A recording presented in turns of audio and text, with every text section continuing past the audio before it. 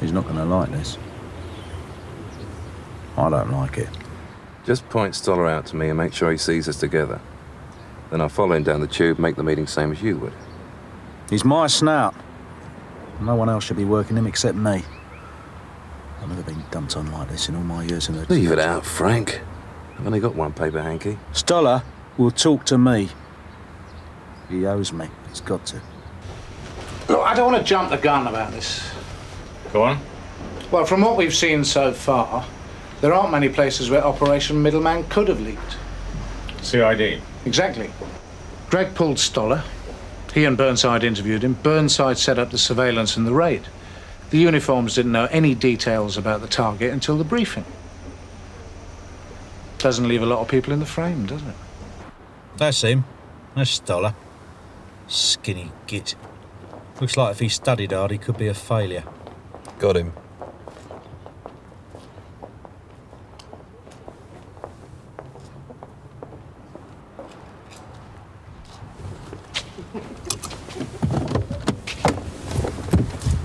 Cheers, Frank. I'll shout for someone to pick me up. Don't hesitate, Gordon.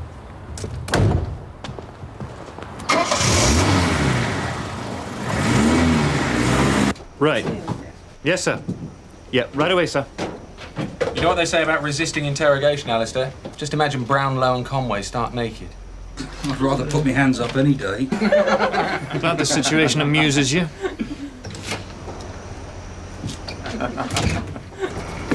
Hello, Alistair, old son. Governor.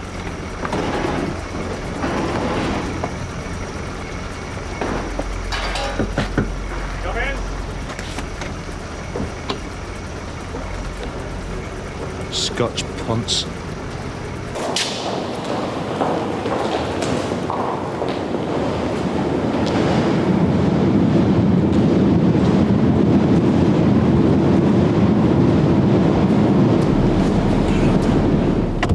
Back to the nick, Gov.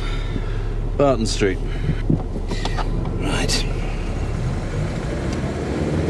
Kenny Stoller. What about it? You and Greg and Carver pulled him yesterday. Yeah? Known to you before that? Not to me personally, but he's got previous for burglary. On this ground? And elsewhere. Just been talking to him. That right? Didn't get anything out of him, not from what he said anyway. But the way he was looking at me, the way he was talking, he was giving off vibes that said we both know this is bullshit, we're playing a game. Know what I mean? Sure. So when I was asking him was his information kosher and who could have blown out last night's operation, he was really saying, you don't need me to tell you, you're probably in it yourself. Ah. Something in Stoller's experience tells him a cop around here is as bent as a corkscrew. Look, we've been through all this. I'm sorry, Frank, but we need to establish what went wrong with Middleman. I know what went wrong with Middleman. That slag Stoller did a number on me, only you won't let me get to him so I can clear it up. Listen, Gordon Wray can walk in here, having pulled God knows what strokes on the drug squad. We don't know him from Adam. He gets the run of the manor. Inspector Burnside, we wouldn't need to talk to you again if you cooperated with us in the first place. I got nothing to hide. you didn't make it clear earlier on that your information from Stoller was an entirely private arrangement between you and him. That's the way I deal with snouts. No secret. The way you described it earlier, the information came from an interview you and Greg conducted with him. It came as a result of the interview. What's the difference? Before the briefing, you were the only officer who knew where the raid would be. Stoller knew. Because Stoller's contact, Mark Duggan, wasn't warned of the raid. Only the suppliers So were. far, I've put up with this. Now, if I'm under investigation, I want a Form 163 laying out the charges against me. Look, Frank, we're rather hoping that we could deal with this informally. No Form 163? No comment. You can use one of our interview rooms when he's free, and make sure you give him back in the same state you get him. We're sensitive about that round here. Not before time. Sorry?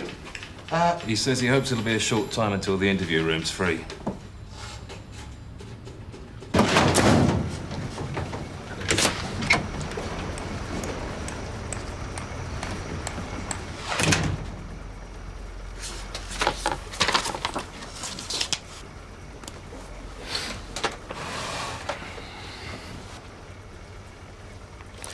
Going for a joy, young James?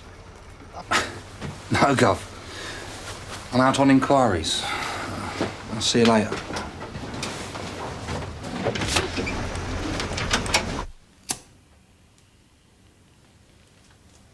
What I'm saying is, I was on the receiving end, and it looked like attempted murder to me. Self-defense. What, with a machete against an unarmed police officer? It's not on, Mark. A villain trying to rip off a crack factory might go in shouting police. I could be convinced. That's a generous view, Gov. But of course it all depends on Mark admitting that he thought he was holding cocaine. If he admits that, then I might start changing my mind. And if the victim doesn't think it was attempted murder... Mark might find himself out on bail. Look, whatever you want me to say, I can't say it in here.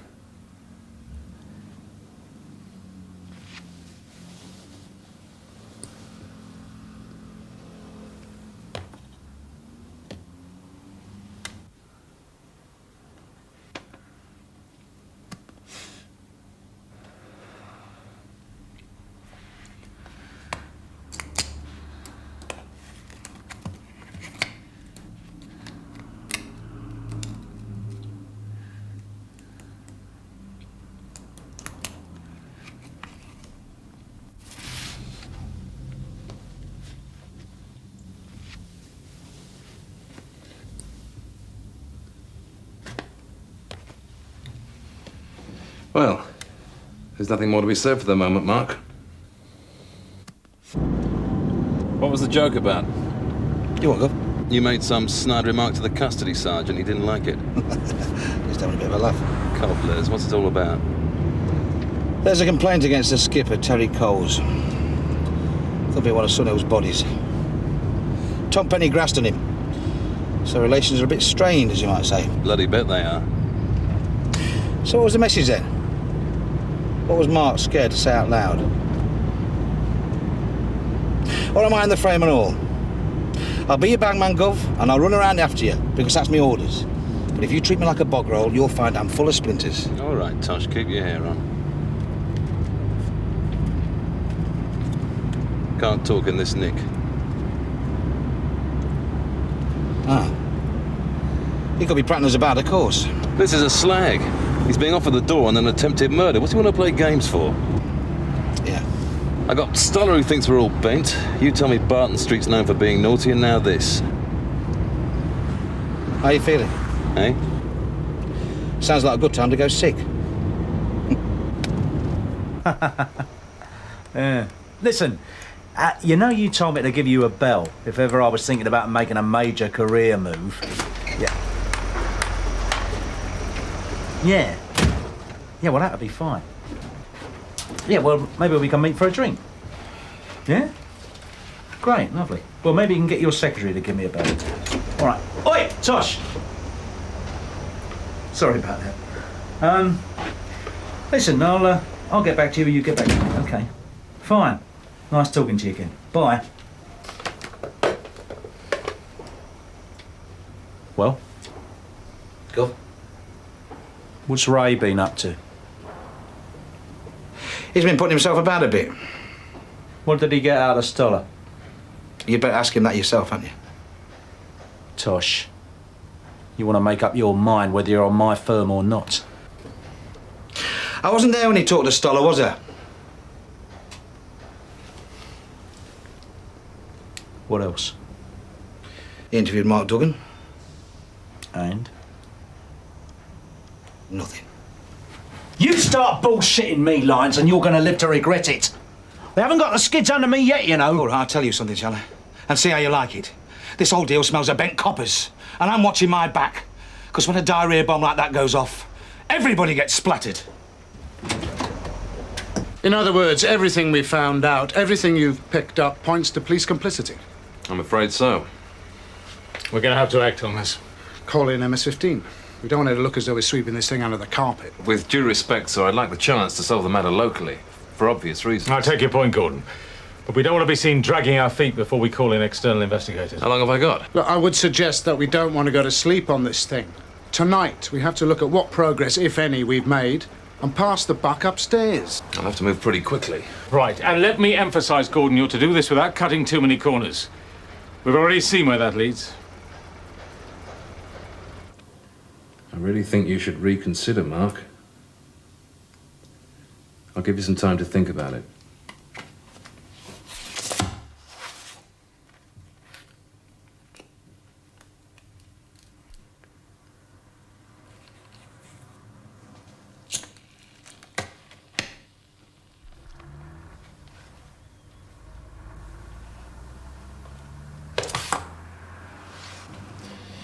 Well, is there anything you feel you'd like to say to us?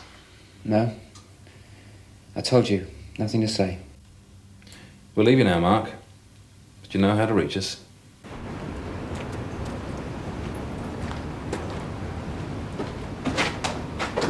Governor. Oh, hello, Viv. When are you going to come round and look at my ceiling? Oh, you got a leak? Message from D.I. Rouse, sir. Oh, yeah. Make his day. Tell him I'm dead. It is urgent. He said to try your home if we didn't catch you here or round the pub.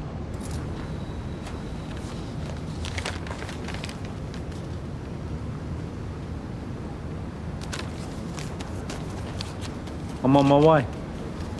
Thanks, Viv.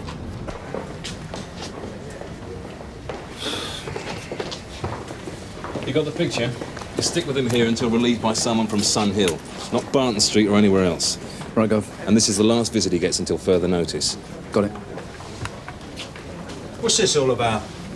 Late this afternoon, Mark Duggan threw a wobbler in his cell. Eyes running, sweating, complained of stomach cramps. They called in the surgeon. After talking to Duggan, he diagnosed heroin withdrawal, had him brought here. I didn't know Duggan was on H. No, well, he's not. I put him up to it. Get him out of Barton Street. Well, they call me a chancer. Now he's out of the nick, he's going for the deal. We drop all charges against him and his tart Wendy. Is he coming across? Come and have a sample. It's like the Eurovision Song Contest.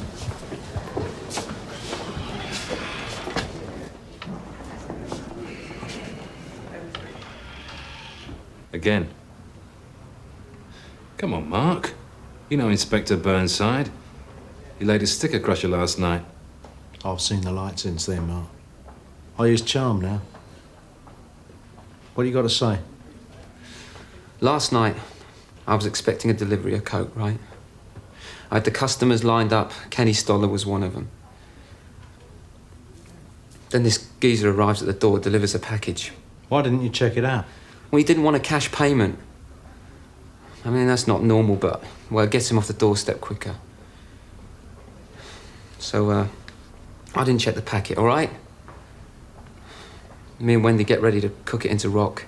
Then you guys come steaming in. Barton Street. Yeah, well, it's well known, isn't it? What for? There's a sergeant there doing the business. What kind of a sergeant? Uniform? Detective?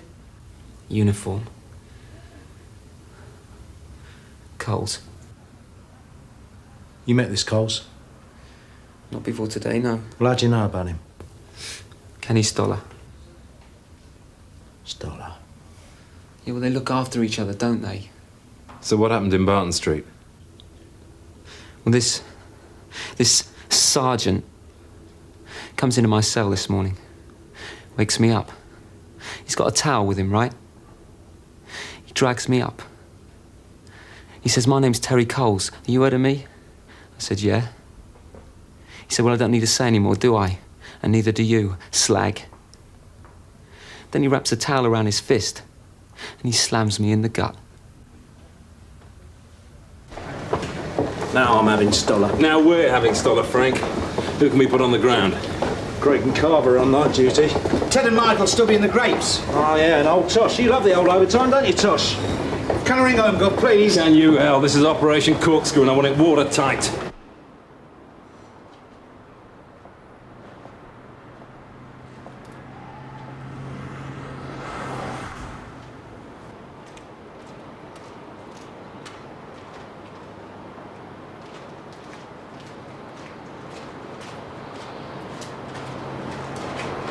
Go.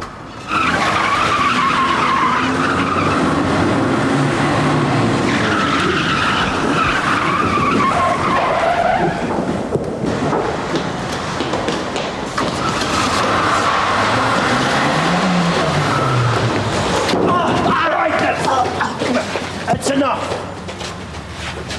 He made a sudden movement, which led me to believe he was about to assault me. So I struck him in self-defence. Write that down, Alistair. They believe your log sheets. Carver, Dashwood, put him in the car. You've upset me, Kenny. You dropped Mr. Burnside right in it, didn't you? You grass-marked Duggan up to me, and then you tipped Terry Coles at Barton Street the wink, and he warned off a supplier. Then they sold Duggan a dummy, and we steamed in and looked like a pack of plunkers. I'm entitled to a brief. What's a brief gonna tell you? Keep your mouth shut and see you in Brixton Jail in a couple of months' time. Not a lot of help, eh? No, but he's entitled to it. Or the poor little sod could do without what he's entitled to and go home. He'd have to think you're his fairy godmother if he believed that, Gordon. Oh, Kenny can go home all right. Only he'll have to sing for his supper. He'll have to get up in front of an audience and perform.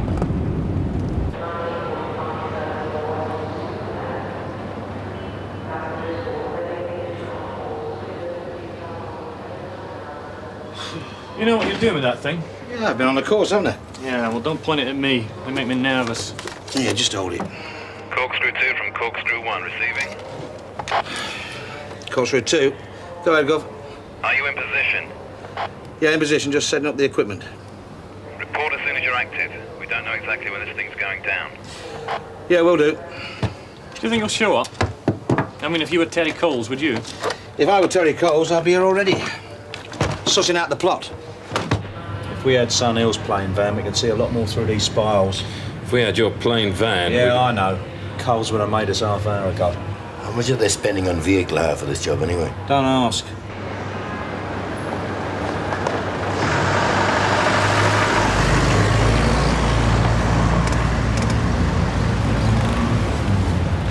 Right, here's a... Will you leave that alone? Here's a £5. Eh? When you get out the car, just give it back to me like a cabbie, yeah? Oh, yeah. Corkscrew 3, Corkscrew 2. Receiving, Mike. Checking transmission. Go ahead. Mary had a little pig, she couldn't stop it grunting.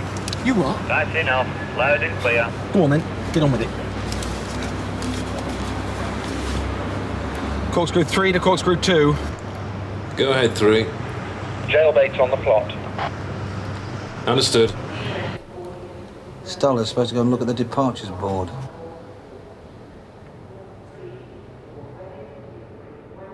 I've got him. Corkscrew 1 from Corkscrew 2. Jailbait is in target area. Understood.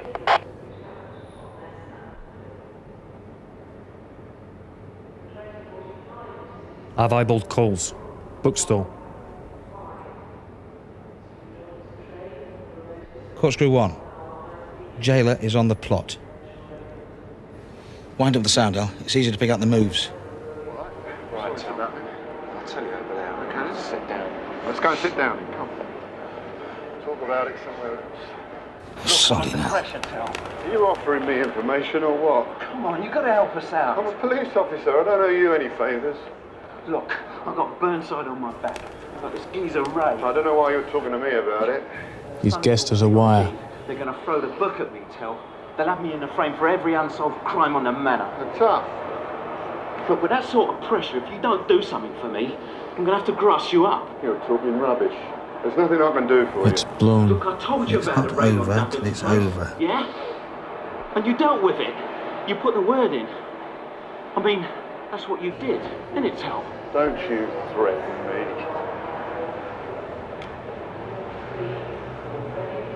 Hello. Corkscrew 1, go!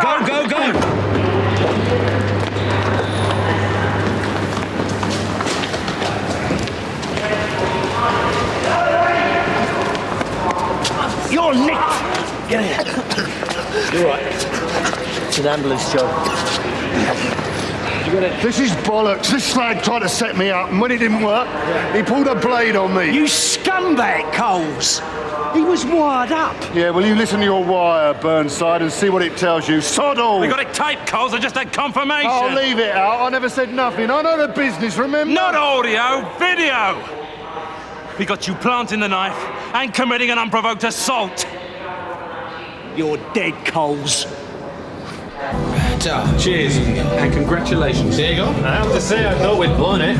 No, good old Tosh came up with the goods. Coolness under fire. The Kate 80 of Sunhill. I'll go back. Great bunch of lads. Good esprit de corps. Yeah, definitely the team to have behind you in a crisis. Yeah, I'll drink to that. Still, I prefer to keep out of the crisis in the first place. As the Duke of Wellington remarked after Waterloo. Wrong station, Gordon. Very sharp, Frank. He said it was a damn close-run thing, like tonight.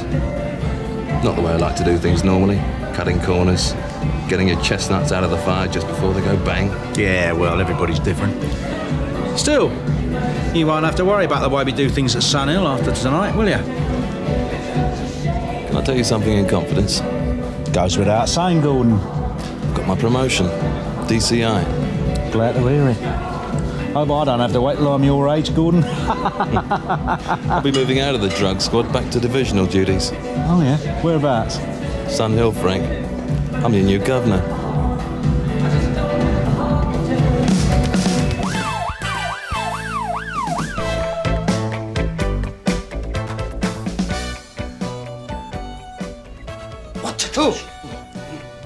Anything happening? No, not a lot, no. Morning, men. Morning, Gov. Bright and early? Yeah, well, got to do it right for the new boss, Ted. Till the novelty wears off. Any news on the Obbo? Tosh is back having breakfast. Nothing happened last night. Right, well, I may need some more feet on the street later. Stir things up a bit. You in on this one, Viv?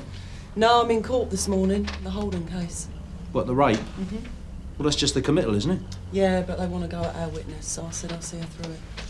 Social work? I said Viv should see this one through. It's useful experience for her. It's the sort of thing we ought to be doing for a rape victim. All right. But be available this afternoon.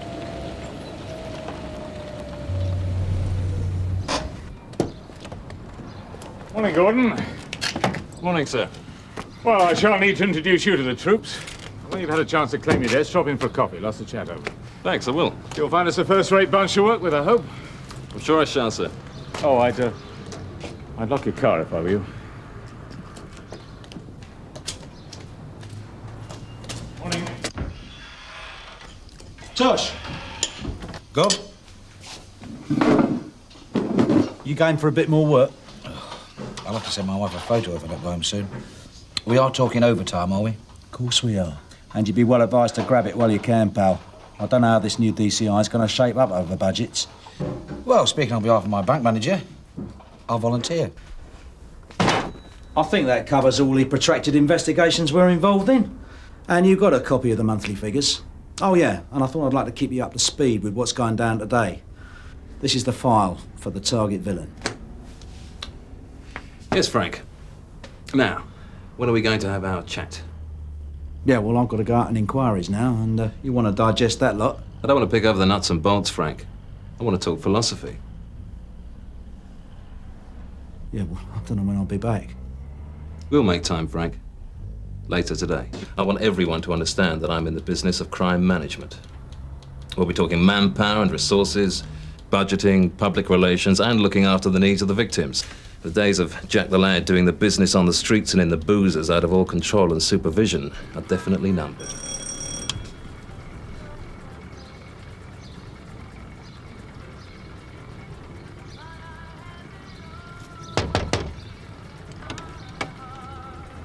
Stone with Rouse.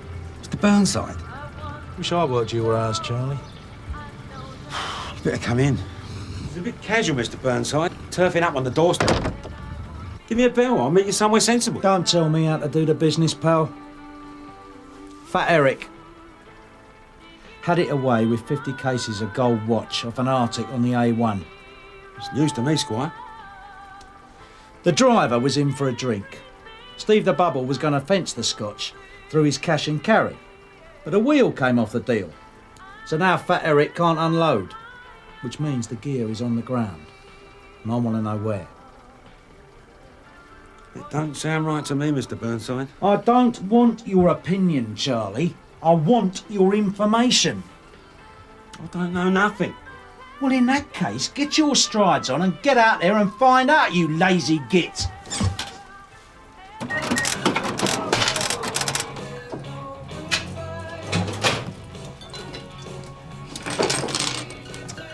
Buy yourself a drink out of the change, Nobby. Very kind of you. I'll have one later. So you'll let me know then? Depend on. I mean, you've been in the trade. Yeah, right. And Fat Eric being known to pass this way. Enough said. Cheers.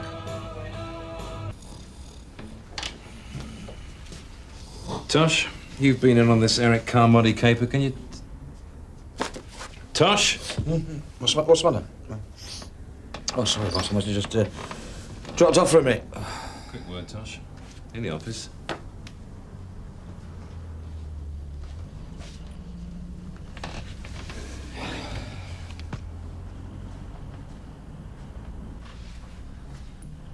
I'm sorry about that. I just blinked and I was asleep. When did you book on, Tosh? Last night for the Obo. Tuesday, that'd be. Today's Thursday. Oh, well, the night before then. You've been on for more than 36 hours. Exigencies of service, boss. As far as I can see, it's all in aid of nailing some cheap jump-up artist named Eric Carmody.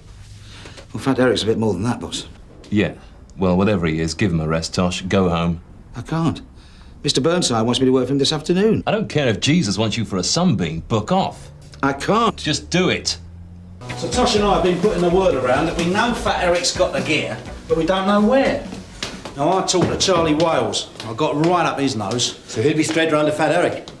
You reckon that'll spook Eric into shifting it off the ground? Well, I've got to do something to time into it. Now, if he does move, he's going to move fast, which means I'm going to need troops this afternoon. You in? Well, I've got my pep talk with our glorious leader this afternoon. Oh, yeah, you mean all. But this is business, Ted. First things first, eh? Hello, Alistair. Tosh back yet? Yeah, he's been back, but the boss sent him home. Oh, the boss did that, did he?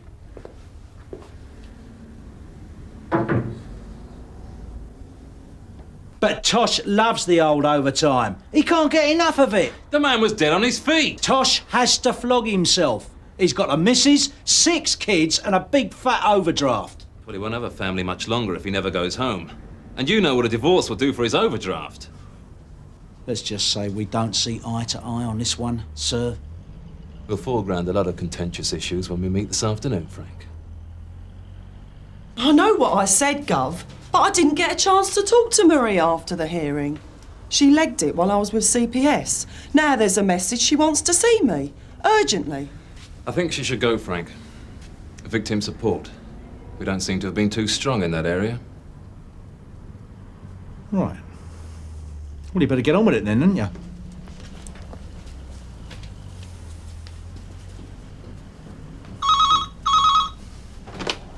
Salvation Army, Sister Anna speaking. Now, you pillock, this is Burnside. What now? I'm on my way. Ted, they're loading the gear. Here, hold this, mate, will you?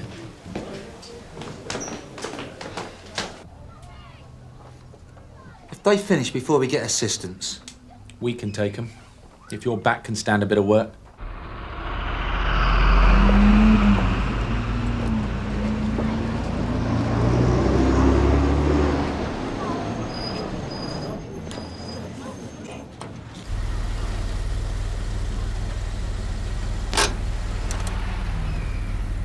Dashwood from Sierra Oscar 8. Go on, Gov. I'm in position. You were sighted, Michael. You call it. Hold on, Gov, waiting for Ted. Mike, they're about to move. Which way are they pointing? Away from the governor.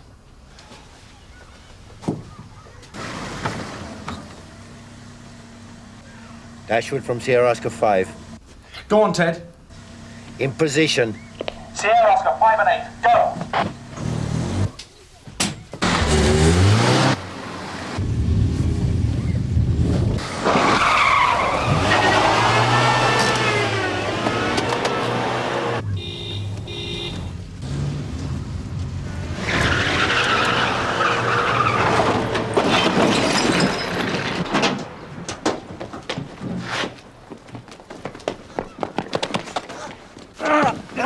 Get up!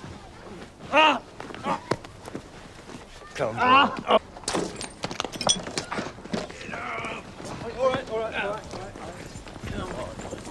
Tommy! Don't be a prat. You took your time, didn't you? I've done my backing up. I'm in agony. Oh, for God's sake, don't tell Ray. He'll send you out to bed for a month. With no overtime. You know Tommy Lawrence, don't you? Fat Eric's brother-in-law. All I am saying is thanks for your help and everything, but I just want to drop it. But it's not down to you to just drop it. This is a crime, not a civil action. It's the Crown prosecuting Matthew Holden, not you. Yeah, well, he didn't rape the Crown, did he? They can't do much without me. Have you been telling us the truth? Yes. But then he's guilty. Why do you want to let him get away with it? Because it is not worth it. Not what that cow is going to throw at me in court. They're only supposed to ask you about your previous relationship with the defendant. Do you know how I met Matthew? The first time I went to bed with him? No. It was his birthday. His mates had a party for him in this wine bar in the city. They got me off the agency for him. I mean, I was his present. Yeah, well, I suppose they're bound to bring that up. Yeah, well, I wouldn't have gone with him if I hadn't liked him. Anyway, after that, we went out together. I mean, he wasn't paying me for it. But they are just going to make me out to be a total slag. Look, that's not the issue, Marie. The point is what happened on that particular night. We've put men away who've raped girls that work on the streets. They've still got a right to say no. Yeah, well, maybe they don't care what's said about them in front of a gang of strangers, but I do. That Flaxton Green gave me a whiff of what's lined up, and I don't want it. Look, Marie, look, just... I don't care if Tommy Lawrence has got a brief. I don't care whether he's got Sir David Napley. He will grasp Fat Eric before the day is out. You reckon? He's his brother-in-law. Sure, it's a choker, Viv, but well, if it came to trial, the odds are against conviction when there's been an ongoing relationship. But that's never going to change if rape victims don't get up and fight it. Comes to something, Ted, when the crime squad read the women's page in The Guardian. Leave it out, will you, Gov? I'm not in the mood. Hang on, are we talking about Holden? I thought it was going to trial. Marie Summers is withdrawing her complaint. She got a whiff of what the defence is going to throw at her. But there'll be reporting restrictions. Her name won't get out. Didn't you explain that to her? Yes, of course I did! What do you take me for? Mind you, if you got a confession out of Holden in the first place, Ted, we wouldn't have had all this aggravation. Confessions are not what they used to be, Governor. Or hadn't you noticed? Frank? Well, this could be a good time for our little chat.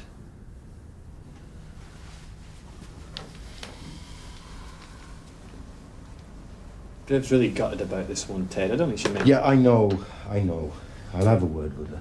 I don't want to pick the bones out of practices and personalities in Sun Hill CID, Frank. I want to talk about our culture.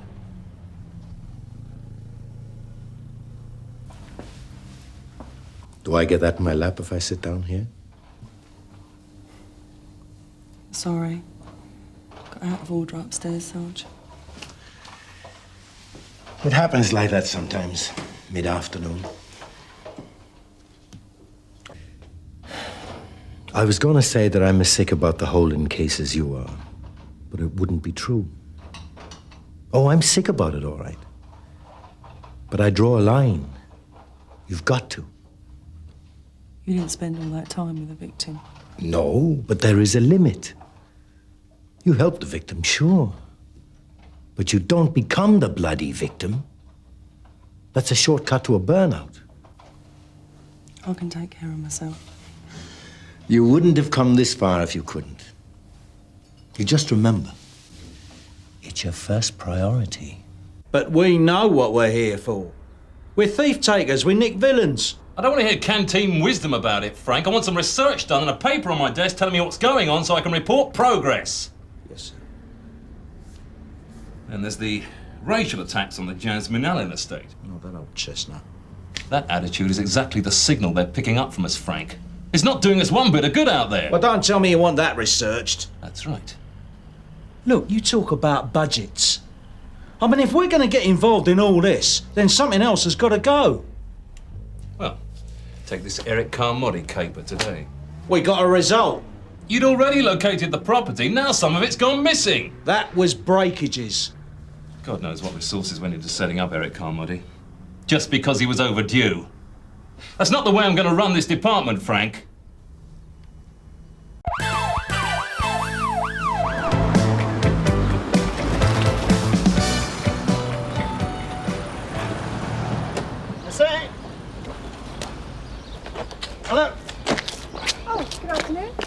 in news your end. I've got something that might be helpful. I'm sorry, just jog my memory. My name's Cape, Nigel Cape. We were burgled a fortnight ago. For the second time in 12 months. Yes, I'm sorry. I remember now, yes. Yes, I was wondering if you had any news, but obviously not. Well, the investigation would be in the hand of CID. We should have received a letter. Yes, well, I had something to tell you. But I can see that my burglary is not your problem. Look, burglaries do concern me, Mr. Kate. But investigation is someone else's job. It requires a specialist. Now, what were you going to tell me? You better come in. Shut the door.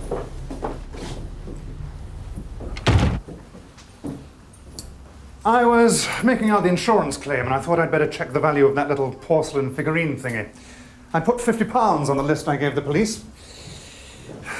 Never liked it, and the cleaner couldn't even bring herself to dust it. Neither use nor ornament, you might say. But? But? Turns out to be worth 300 quid. Which leads on to another item, you see. Which is? Well, I thought 300 quid. What's so special about it? And I went to look it up in the Encyclopedia of Antiques. Not a subject which normally rivets me. Present from Carolyn's sister 2 Christmases ago. I've hardly ever opened it. Coffee table book, really. And what did it tell you? Absolutely nothing.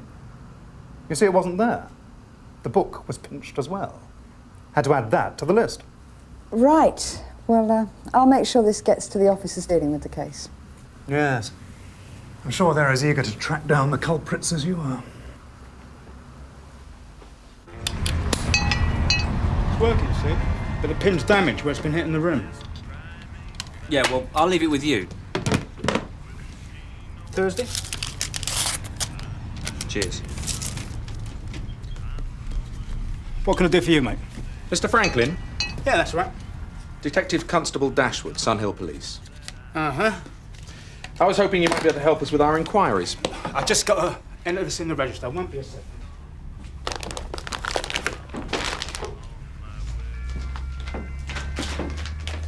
Did you sell this? Couldn't tell you. Maybe if you took a proper look at it. PSA Scorpion 22 caliber. Did you sell it? Well, as I say, nowhere known. It's an air pistol. Don't need a license for use on private premises. I'm not asking about licenses. Do you remember selling it? Look, I must have sold loads of them. Some second-hand. It wouldn't mean a thing if it passed through my hands. Would it mean anything if I told you a 14-year-old kid was likely to lose the sight of one eye? Someone started a sniping campaign on the Cockcroft estate. You got the one who did it? No. This was found abandoned on the roof of the flats. Look, I could work in a builder's merchant, so I could flog you a length of pipe. You could smack someone over the head with it. That's not my fault.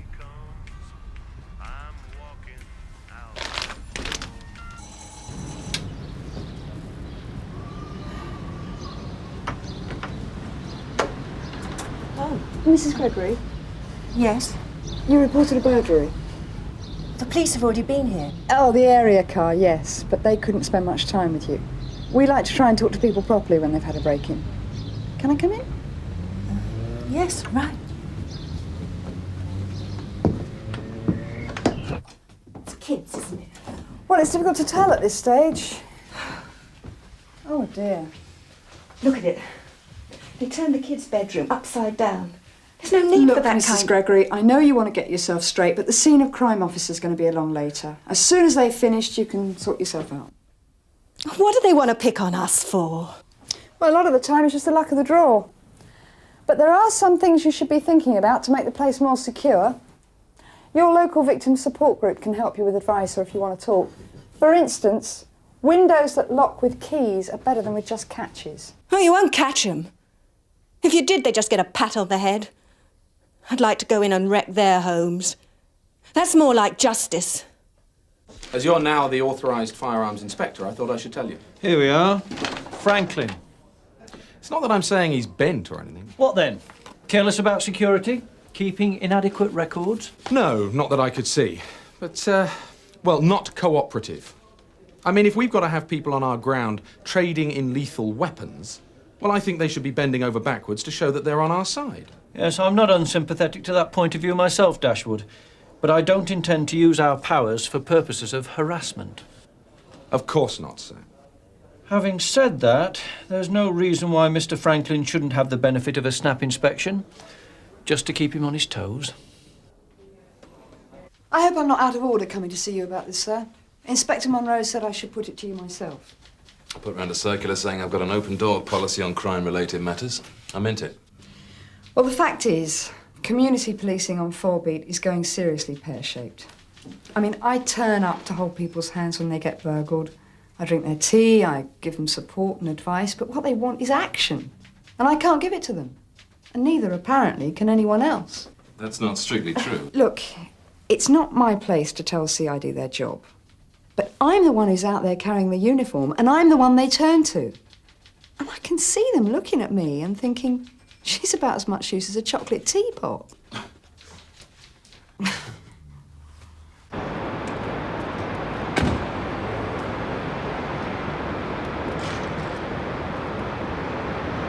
Look, a few years ago, CID were only too keen to grab beat crimes off the uniforms. Caused a lot of resentment. I'm not suggesting the uniforms start playing detective, but I would like to see experienced beat coppers using their local knowledge, at least in the preliminary stages of investigation, or where we've screened out the crime for lack of resources. Look, the more we all pull the same way, the more I like it. You were right what you said about experienced coppers, Gordon. It's got to be horses for courses with a caper like this. Well, why don't we suck it and see? The 4-beat burglaries could be the target of a pilot project. I could put a good man on it as liaison, and the legwork could be down to an experienced uniform.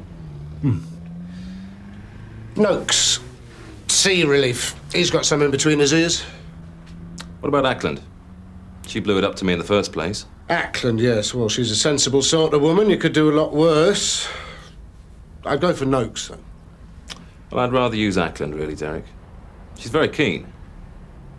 If I square it with Monroe? Yeah, all right. If he can manage without her, you can have her. They don't get many bangs for the buck these days. Look, I'll get back to you, Mick. I've got my hands full here. Mr. James Franklin. That's right. Good afternoon, Mr. Franklin. Inspector Monroe, Sun Hill Police Station. I'm here to inspect your premises, stock and records to ensure that you are in compliance with the terms of your firearms licence. But I've been inspected. Only the other month.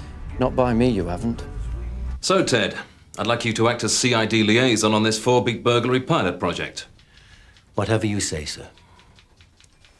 That's a fairly negative reaction. The pattern of the 4-beat burglaries, as it's already been pointed out, sir, suggests opportunist jobs by juveniles. It happens on their way out of school. They don't carry tools, so it's a boot or a brick that has to do it.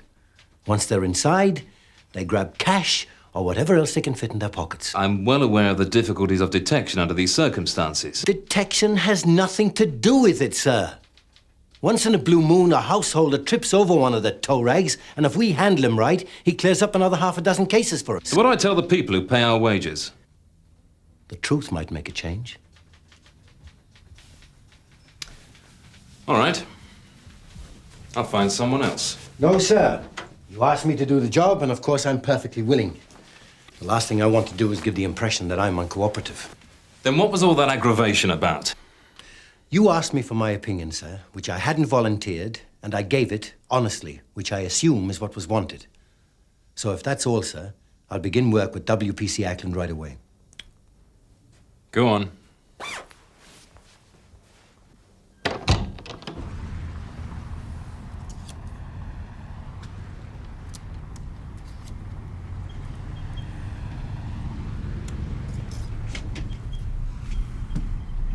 Excuse me asking this, Chief, but is this going to take very long? We're getting to my busy time, see? When the kids come out of school, you mean? No, no. But business is business. We've all got our jobs to do, sir. Show me this gun in the register, please. So, I'm going to see the school's liaison officer this afternoon and see what schools we can get into to talk about crime. I'm also going to talk to the crime prevention officer and see if it makes sense to leaflet the whole area. June, this sort of beat crime is exactly like an attack of boils. You squeeze one, it pops up somewhere else. I can't can't sit with someone whose house has just been turned inside out and tell them that. When the perpetrators are amateurs and the proceeds are untraceable, you're going to have to tell them it's just a case of pot luck. Well, I don't think we are dealing with amateurs in all these cases, Ted.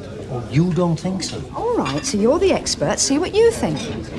In a significant minority of beat 4 crimes, small, high-value items have been picked out. Burnside reviewed the cases. He wouldn't have missed something like that. No, you see, you wouldn't see the pattern from the files. I mean, often it's things that people haven't realised have been taken until a couple of weeks later. Or things they didn't put a proper value on. I had one this afternoon, so I've been ringing around checking. Show me what you mean. Come on. Hang on. Is that number a 7 or a 1? 7. Try to make the digits clearly distinguishable. Your stock and records appear to be in order, Mr. Franklin. Glad you're satisfied, Inspector. There remains the question of your security arrangements. Oh, still shutters on the windows, alarms... Show me. 20 burglaries. Same MO. Daylight, ground floor door or window, nothing fancy, brute force, no tools, no ladders. Cash and limited number of small items taken. You see, it cries out kids. They don't even take TVs or videos because they don't have transport. Yeah, except for these 5. Porcelain figurine, now valued at 300 quid. Dinky toys. Dinky toys? I thought you were onto something. No, hang on, I'm talking about 1950s models in their original boxes. Turns out they're worth 500 quid apiece. So we could have a knowledgeable professional using the same MO as the kids to cover his tracks. Exactly. I'm supposed to be the school's liaison officer. Yeah, well, you do that, June. I'll do the detecting.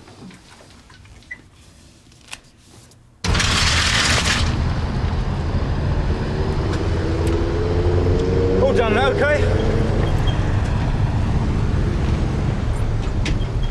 Well, I had them grills before, but they came one night with a motor and chain and dragged one of them off. Yes, it's in your file. Well, still shutters do the trick, though, eh? Apparently. Well, can I open up again now? Yes. Sierra Oscar from Inspector Monroe. Go ahead, sir. Notify the relief sergeant that Franklin's gun shop is about to test its alarm systems. All of them.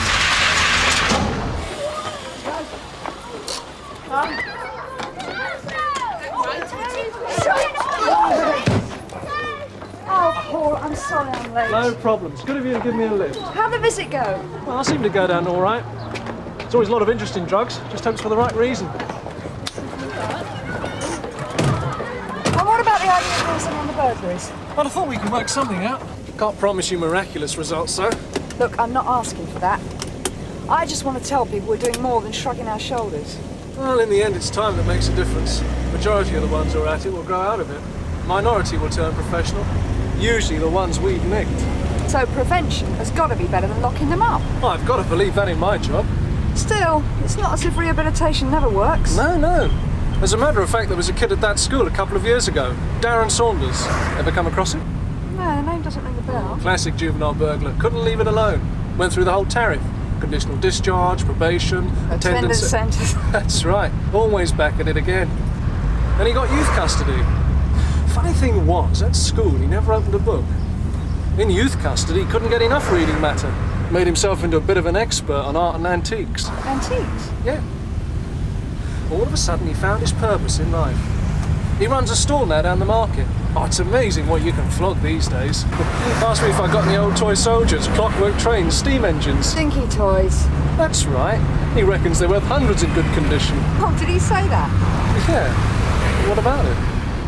It sounds like Darren Saunders will do nicely. You don't think he's at it again? I think he's worth a try. Well, just don't let on the name came from me. I've got to work with these kids. Sierra Oscar from 85, receiving over. So we've got Anderson, Dugdale, Farmer, Slag family off the estate, well known to us.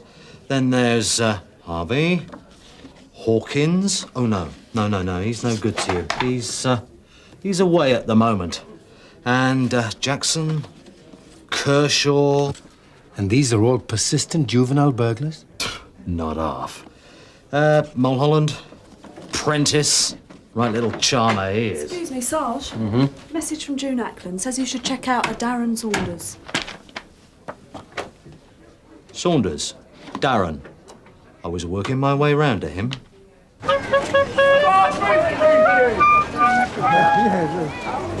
I expect that? Bloody awful, ain't Hey, banana, say what you want. Darren Saunders! Yes. Take the Sergeant Road to Sun Hill. I wonder if you can help us with our inquiries. Be careful! Where'd you get this then? That's clearance on Union Street. Yours for 30 bob. It's not a collector's item, you can check underneath. Well, is that it then? I'm not 100% happy about that empty flat upstairs. They could have the floorboards up and break in here through the ceiling. They could dress midgets up in frogman suits and shove them up through the S-bend in the bog. I don't think the security of these premises is a matter for hilarity, Mr. Franklin. No, point taken, Inspector, point taken. That's it for the moment, Mr. Franklin. Thank you for your time. No problem, Inspector, no problem. So, be seen in a couple of months then, eh? No point in snap inspections if we announce them in advance, Mr. Franklin. Could be 6 months. Could be tomorrow. Yeah, right. Some people in your business, quite voluntarily, adopt a practice which has considerable merits. What's that? Well, when they sell weapons that don't require registration or a license, crossbows, air guns, they keep an informal record. Serial number, customer's name and address, maybe a brief description. But the law... Oh, the law doesn't require it. But it has beneficial consequences all round. You might like to give it some thought. Yeah, right, Inspector. I will think about that. I'll be seeing you, Mr. Franklin, sooner or later.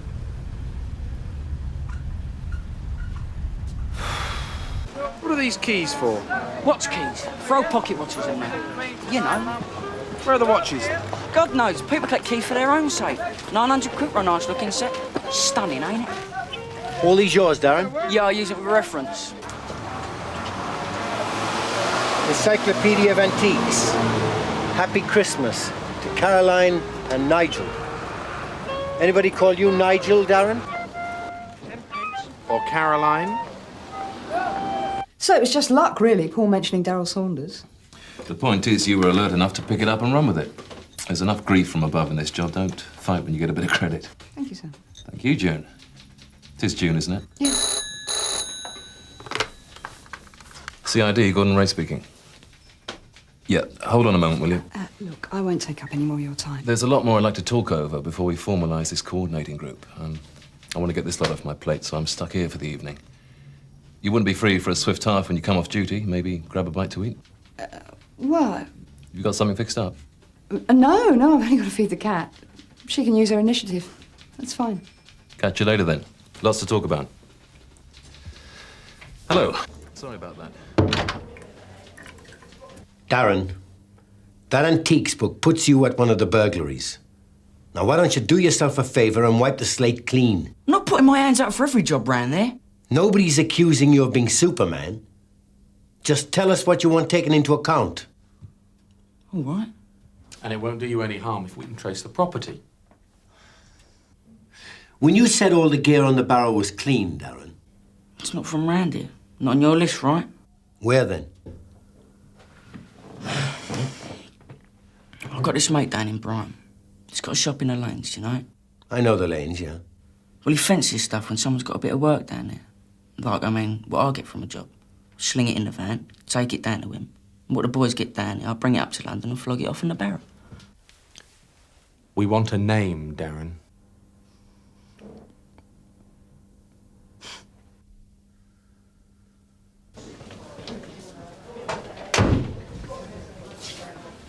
Mr. Munro? Yes, Dashwood? Did you manage to speak to Franklin at the gun shop, sir? Yes, if you have dealings with Mr. Franklin in future, I hope you'll find him both equipped and disposed to be helpful.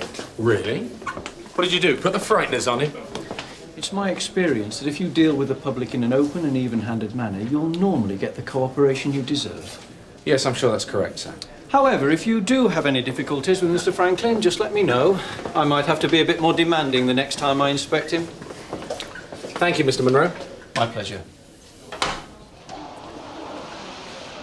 No. You're the force's sweetheart today. I'll get these. Yeah, that's right. June, Dave Quinnen's trying to get us all down the curry house tonight when we knock off. Do you fancy it? Oh, no, count me out. Well, you got a date then? No, I need an early night, that's all. Oh, yeah. You had a useful day at Prime's Hill then, Frank? Yeah. Bumped into a few old mates, renewed a few contacts. Never does any harm, does it? Networking, us crime managers call it these days, isn't it? That's the word. Used to be known as the Old Pals Act. Hello there. Hi, T. Just popped in to see if anybody was going to raise the elbow tonight. Count me in. How about you, Gordon? Fancy sinking a few? No, I've got a pile of correspondence to clear off my desk. Well, we'll tell you where we'll be and you can join us later. No, I'll make it another night, lads. Rolling pin job, eh? You got the picture. Joys of domesticity.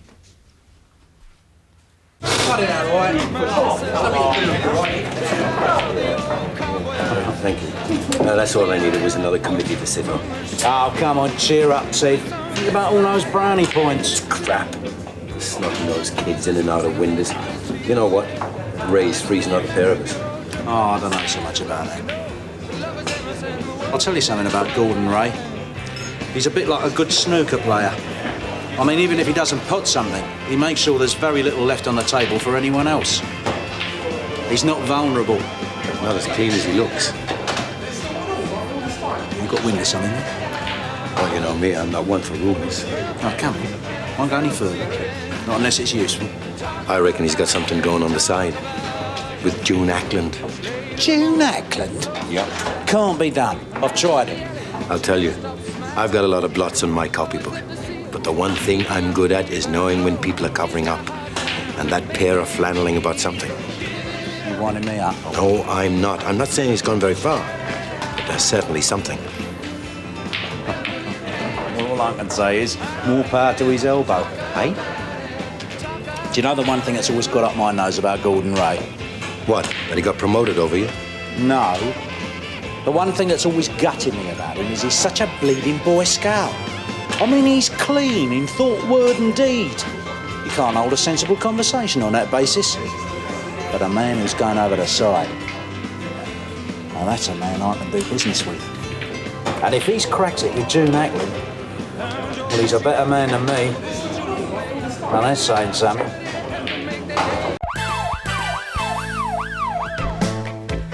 No way round it when you think about it. Get a bloke with a normal job and he's not going to put up with you being on shifts. Find one who's on shifts himself and you might never meet. Oh, so you want a bloke who does absolutely nothing? I'd be spoilt for choice.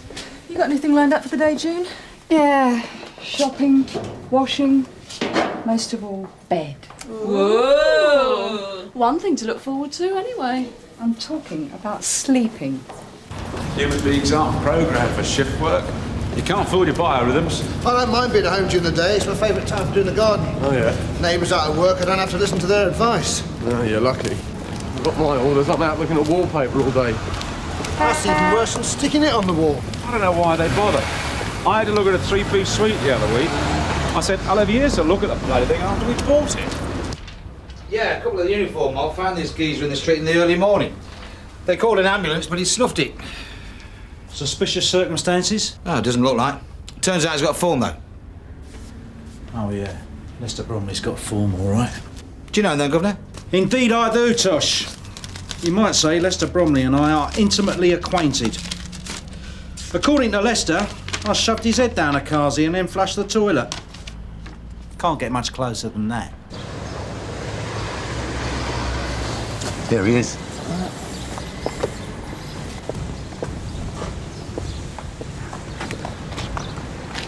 Who's she? She's a police officer.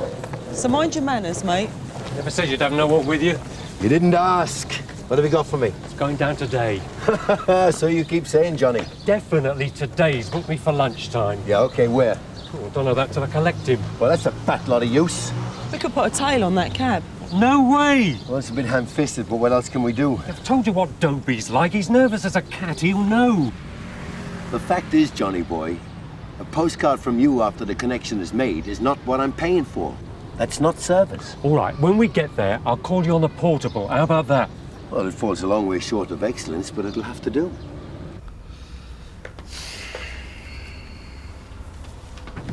Just get the initial result.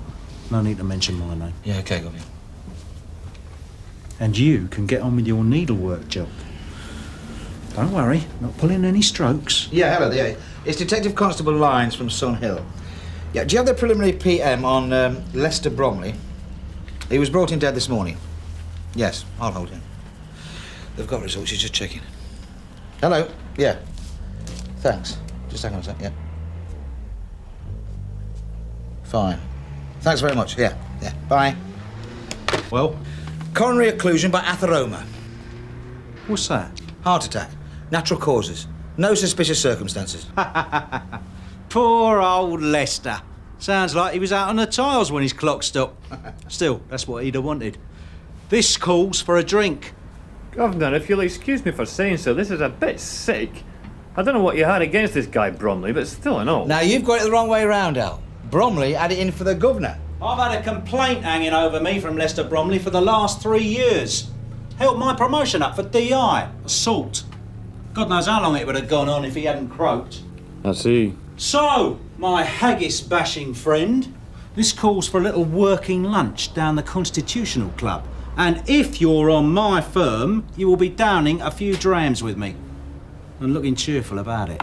Yes, Governor. I remember. Somewhere someone wants a message from you. Right. Are you any good? Well, he's all we've got.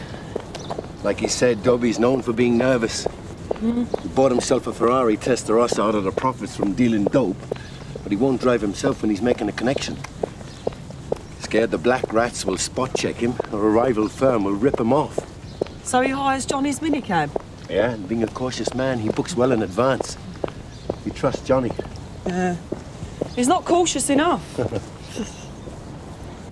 Yes, it's still on. Nothing's likely to turn up now to blow it out.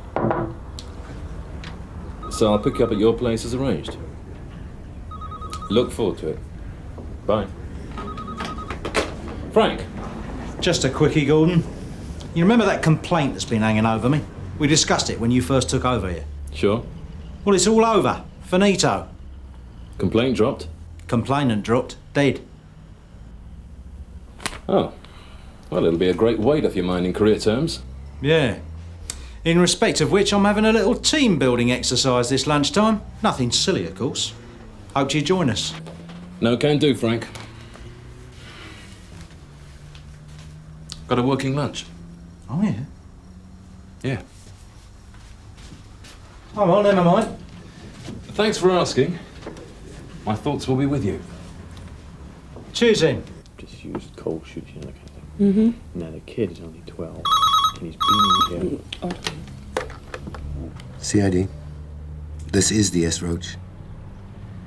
Not before time, Johnny boy. Now, where's it going down? And that's a restaurant, is it?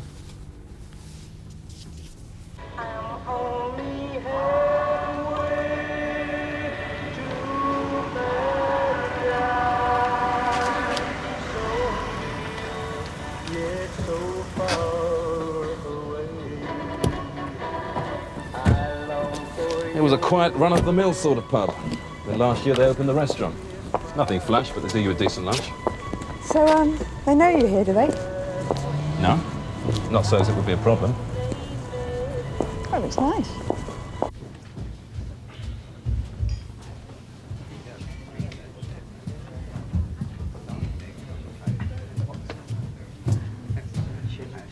Would you like a drink in the bar before we go in? Oh, not unless you do.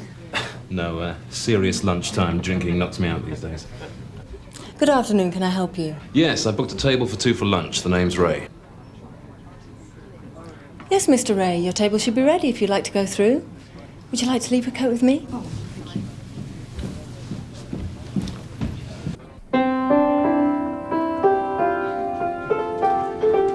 you. Any little watching all this, Governor, eh? Ah, well, they owe me one from way back. Isn't that right, Eric? You won't be disturbed in here, Mr. Burnside. You were a diamond, Eric. Here. There's the whip. And have one yourself. Oh, don't mind if I do. Give me a shout when you're ready for a refill. Yeah, well, for starters, we'll have a pint with a Scotch chaser. That's for our Scottish colleague when he turns up. Hard men where he comes from. Alistair's not a drinker, Gov. Oh, come off it. Long skinny gits like that, they got hollow legs. I can't see it myself, not Al. Me neither. I mean, you need a book for the booze, don't you? Well, there's only one way to find out, isn't there? Cheers. Cheers.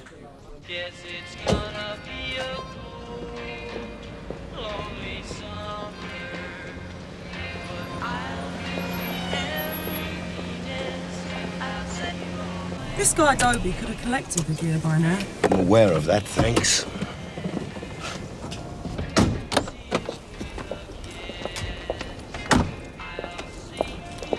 His wheelman's still here. At least we can pull Dobie in possession. Yo, well, that's no big deal. We know Dobie's a pusher. The whole point of this is to collar the courier. Who we don't know from Adam, not even a description. Well, life's full of little challenges, isn't it?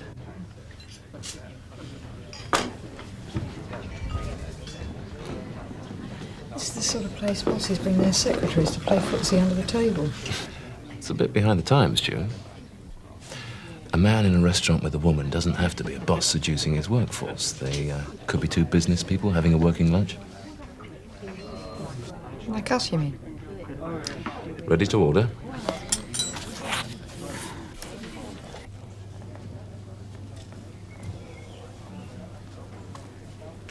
You can find a table, I'll get the drinks. Diet Coke for me, ice and slice. What can I do for you? I'll have a scotch, please, and Diet Coke with ice and a slice lemon. Mr. Dobie? Yes? Your table's ready, so if you'd like to come through to the restaurant. Fine.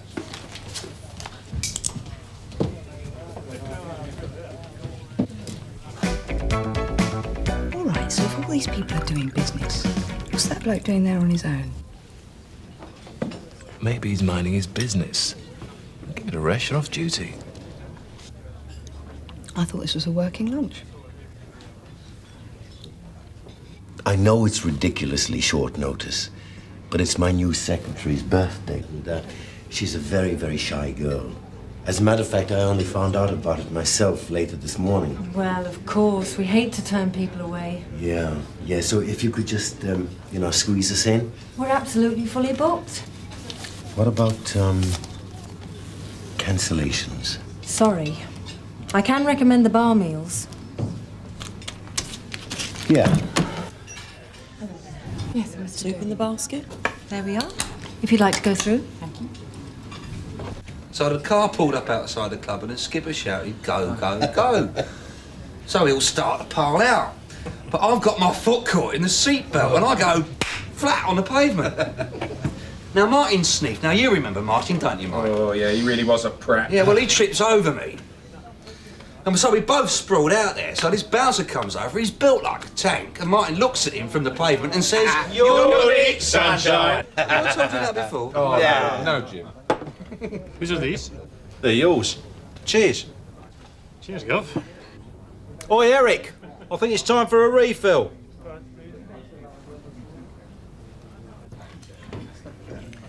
In the light of that, I think we should present a united front to the beat crime coordinating group, but without it looking as if we've been colluding behind their back. Oi, I'm sorry, I was listening, honest. you're the one who wanted to talk business. It's just that I like to get people sorted out, and that bloke on his own didn't fit. It's all right now, though. Is it someone you know? Not socially, don't worry. A police business? When I was on the drug squad, Celia Caldwell. Intelligence said she was a courier working out of Madrid with cocaine from Venezuela.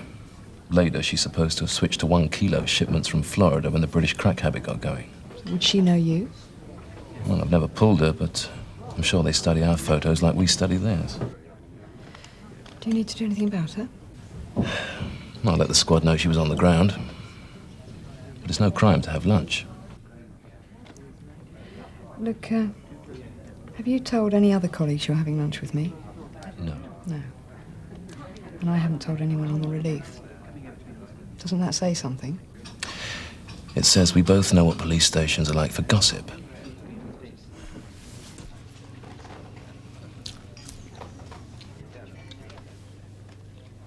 We could flash the warrant cards and go in. Then what? If his connection is in there, they're not going to be passing plastic bags of coke across the table. Well, but if we don't even get a look at his contact, this really is a blowout. Of course we want to get a look in there, but without showing our size 12 boots. Blimey, I don't know where this lad puts it. I told you, didn't I? He's a potential champion. Eric!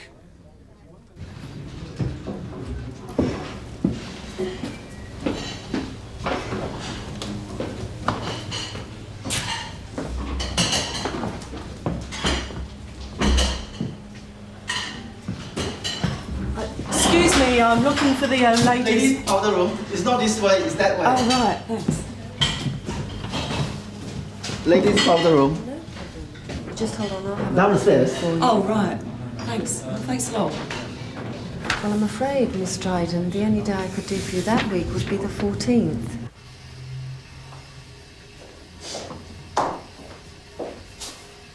June! Oh, bloody hell. What's going on? This is a CID job. Who told you lot? Look, I don't know anything about a job. I'm off duty, if that's all right with you.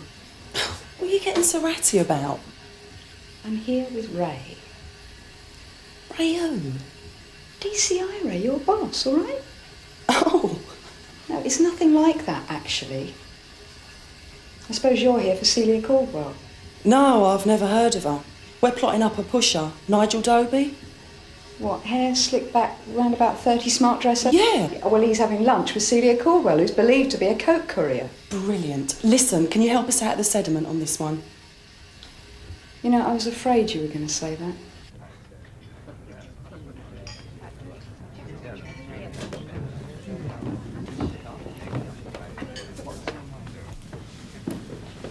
I've just met Viv Martella in the loo. We're in the middle of a Sunhill CID drugs bust. Well, what? The guy that Celia Caldwell's eating with is a local drug pusher called Nigel Doby. Roach and Martella have had him under observation. I am Sunhill CID. Why don't I know about it? I'm going to bite people for this. It's too late now. We're conscripted.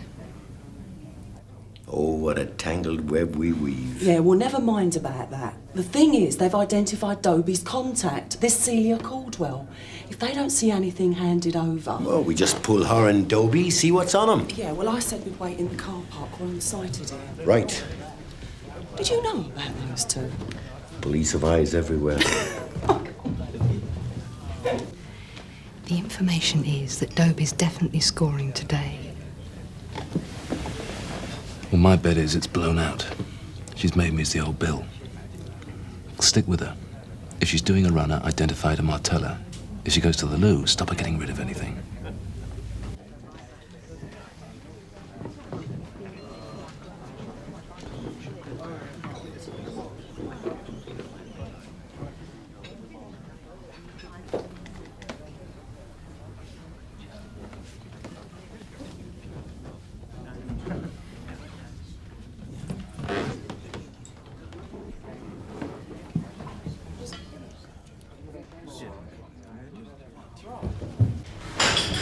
Move yourself! Hey! Hey, what's going on? What's going on? Hey! Come here! Oi! What's happening? Get out! What the? Get up there! Get down! Hold it! Police! Police! Police? Back up!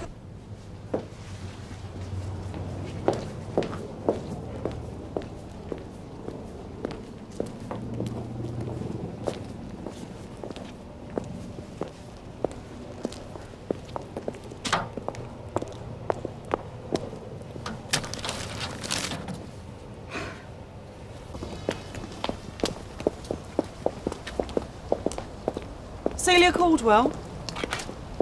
W.D.C. Martella, Sunhill. I'd like you to accompany me to the police station to assist with our inquiries into the sale of controlled substances. I'm sorry, but I don't know what you're talking about. If you'll excuse me, I have business to attend to. Then I'm placing you under arrest. You do not have to say anything unless you wish to do so. I am aware of my rights. I want to speak to my solicitor so we can get this mistake cleared up.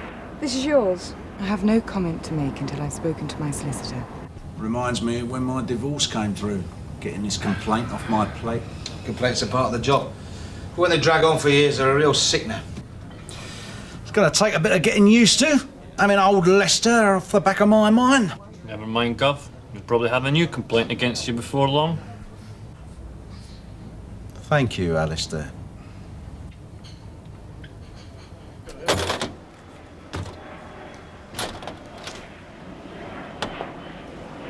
Right then, Mr. Dobie, Miss Caldwell, let's reclaim the baggage, shall we?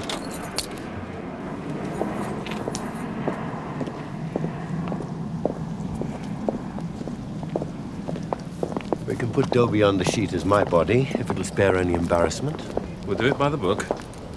So there I am, rolling on the floor with this girl, right? And then along come these navvies rushing towards us, and I'm shouting, "It's all right, lads, I'm the old Bill." But the thing is, I've left my warrant card and my other suits. I mean, how I've got 5 kids, I'll never know. Well, on for a Jimmy Riddle, and then back to the grindstone. I'll second that. Yeah, me and all.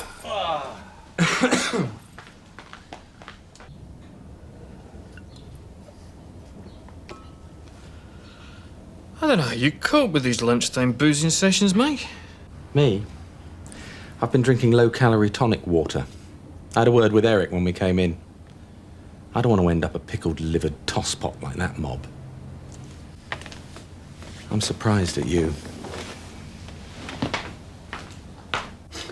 Quite frankly, Sergeant Roach, I see no reason for my client to be detained. You've talked about controlled substances. Now, nothing you've said so far connects my client with any such substances. Let's go through this step by step. When arrested, your client attempted to dispose of this numbered cloakroom token. Now, that token was given in exchange for this briefcase containing £30,000 in news notes.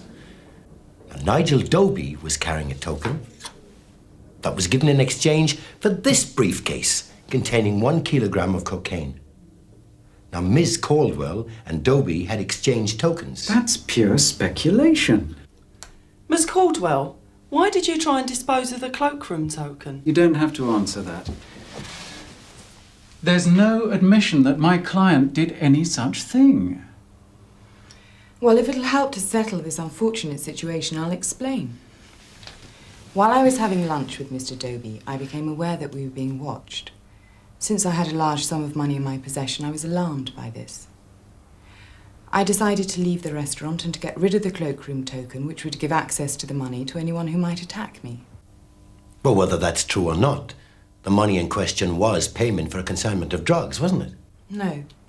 It was a cash payment which I'd collected from a client, too late to get to the bank before my lunch appointment. Would you mind telling me what sort of business client pays £30,000 in cash? The client of a discreet, exclusive, and very resourceful prostitute. 30 grand? You don't expect me to believe that, do you? Sergeant Roach, it may be part of your professional duty to question my client's honesty, but to disparage the value of her professional assets takes you into the realm of oppressive interviewing. Here we are, Sarge. Fancy a bit of ballast? One for you, and one for me. 2 for me.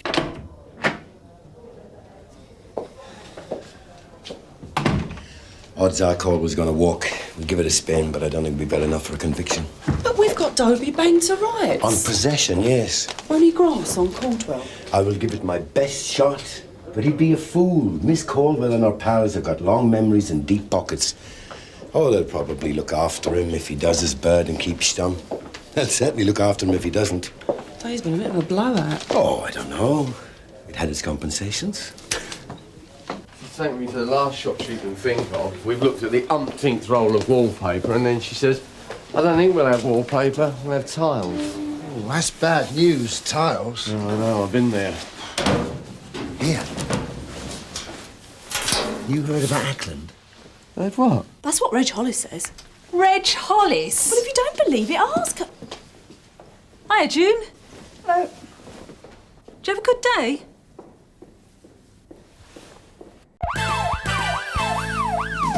Right, that's the beats. Now, French. You hear French? Sarge. Good. You're attached to LIO. Ackland, also station officer. Ackland. Should still be under CID. CID? Not down here, you sure about that? All right, that's enough hilarity. Is she here or isn't she? Look, can you drop me off at the police station? You done anything wrong, love? Yeah, as a matter of fact, I have.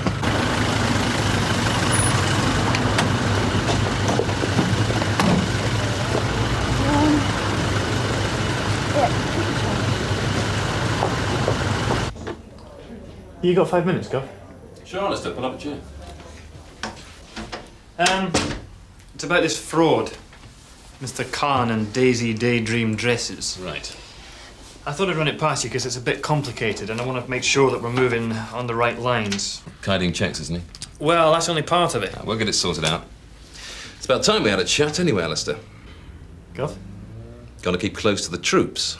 That's what goes wrong with police management. We lose sight of what's going down at the sharp end. Yeah, I suppose there's always a danger of that. I mean, I've been trying to change the way we operate in CID. But without feedback from forward-looking officers like yourself, I'm working in the dark. So, how do you feel about the way things have been going around here lately? Goes without saying, you can speak freely. Well, in my view, we're moving in a very positive direction.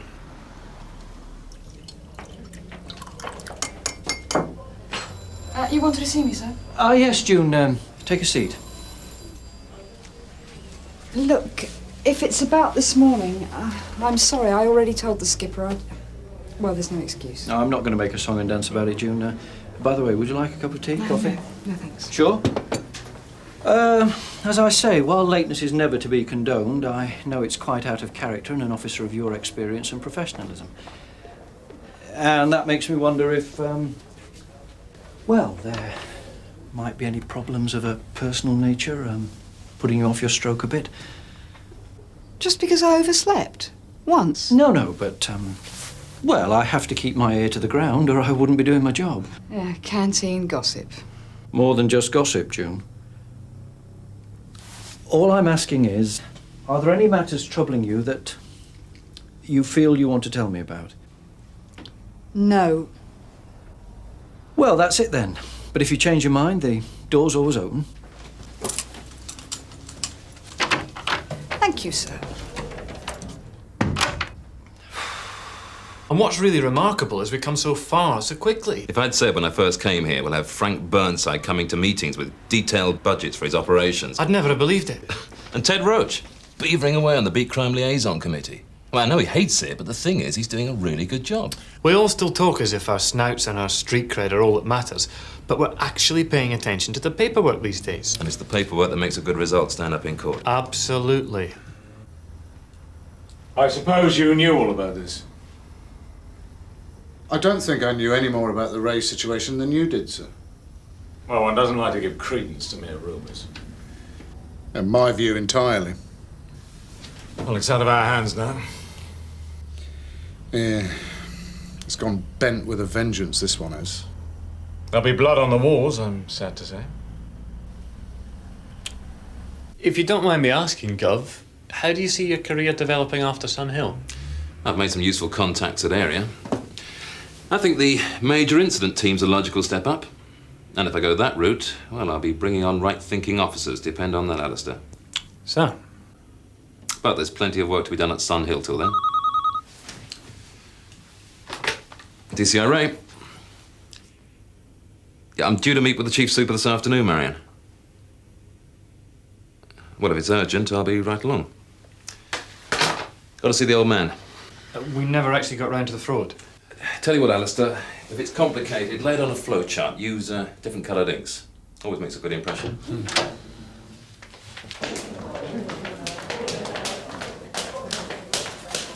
June. Look, I'm sorry about last night. I couldn't get away. Yeah, it doesn't matter. And I couldn't phone. Angela was around. Yeah, that's all right. I thought something must have happened. Don't worry about it. It would look really odd if I'd have made a call and not told her who it was. Relax, Gordon. I know this game, remember? It's par for the course. Big girls don't cry. We'll fix something up. Sure. Well, you know, like I say, Delia, if you have any problems, don't be afraid to ask. because there aren't many angles I can't get my head round. Oh, yeah. Take my tip, girl. You want to know something? You talk to the engine driver, not the oily rag. I don't know about you, Dave. What's that? Well, as luck would have it, I have never actually had a relationship with her. What, a woman? Well, go for it, Ron. You know, change is as good as a rest. I won't beat about the bush, Gordon. There's no way of wrapping this one up. You're being transferred. What? Effective from next Monday, your new post will be Chief Instructor, CID Training School. Will it hell? You're not being asked to vote on it, Gordon. You're being told a fact. Look, I know this comes at you out of the blue, but... This comes straight off the wall. I came to this station at your invitation, sir, and knocked a bunch of cowboys into something resembling a criminal investigation department. Nobody is denying your... I've hardly started and now I'm being kicked into touch. Nobody is denying your contribution to the effectiveness and efficiency of this division. Sadly, that's not the only consideration. What am I supposed to make of that? Don't play games, Gordon. You know perfectly well what I'm talking about. You've been having an affair with the W.P.C. You can hardly imagine something like that stays a secret. With all due respect, sir, I don't intend to discuss my private life with you. I'd like to know what disciplinary offence I've committed. You haven't committed a disciplinary offence. Then why am I being punished? You're being transferred, not punished. Don't insult my intelligence, sir. I would have thought that somebody with your commitment to training and innovation would see great opportunities in being an instructor. That's not the point. It takes me out of line operationally, which means I'm off the promotion ladder. Look, this whole business is a matter of great regret to me, Gordon. But it's been settled from above. There's nothing I can do about it. If you think I'm just going to roll over for this, then you're making a mistake. We'll talk about this later when you're in control of your temper, all right? Just one question, sir. Yes? Is it too late to take up your kind offer and learn the funny handshake? I'll do you the courtesy of ignoring that remark.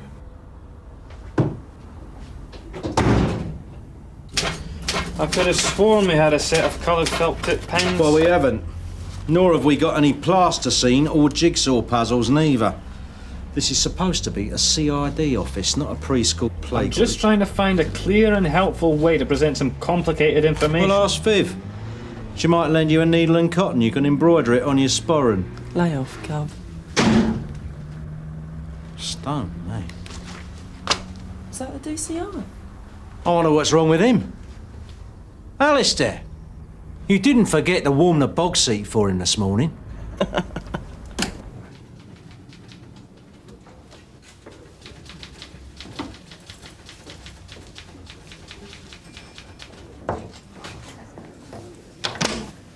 hope this is business, Gordon.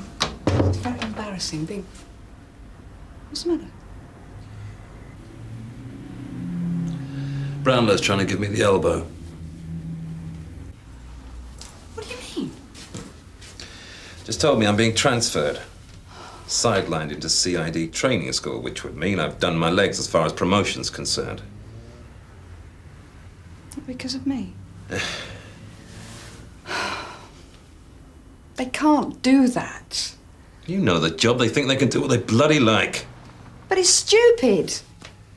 The brass can tolerate these things as long as there's no fuss, but for some reason it's become an embarrassment. They can't cope with that. They don't have to cope with it. What's the point of blowing it up now when it's practically over? Oh, don't look at me like that. You know it's true. How often have we seen each other in the last few weeks?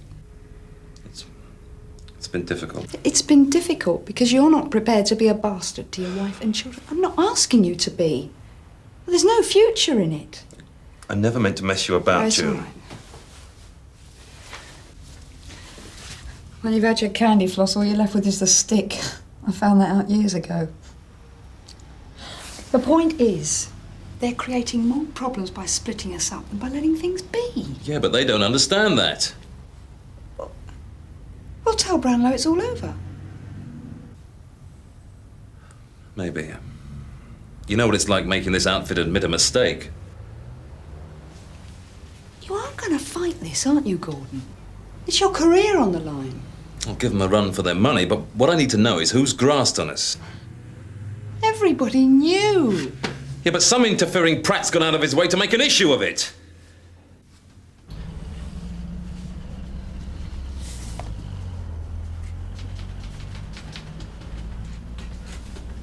How do they launder the cheques then? That'll be in red. Mhm. I've only done the green and blue bit so far.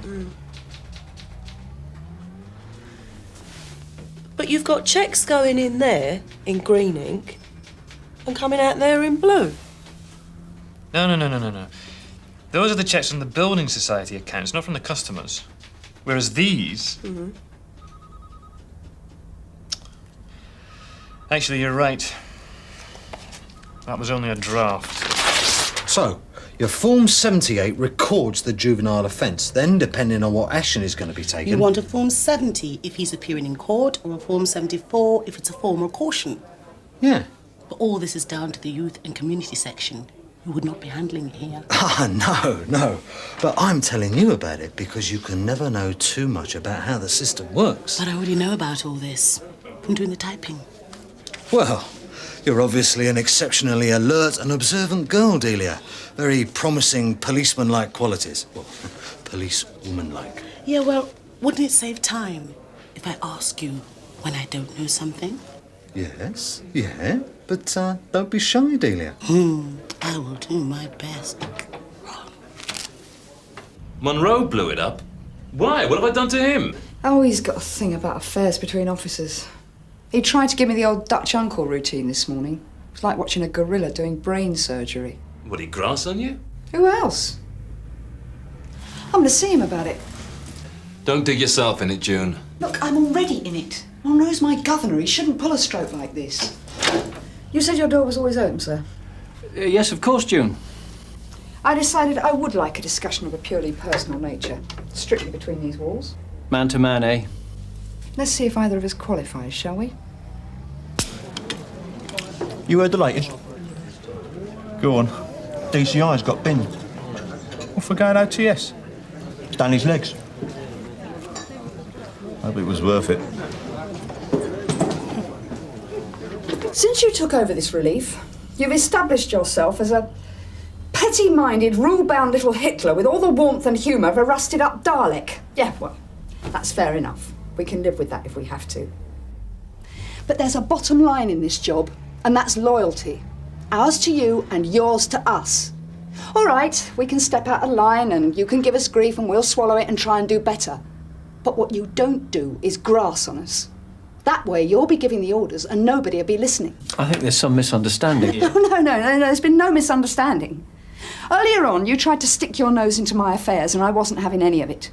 The next thing I hear, Gordon Wray's career's been blown out of the water. Well, that's the first I've heard. Oh, really? Oh, well, congratulations. You must be really pleased with yourself.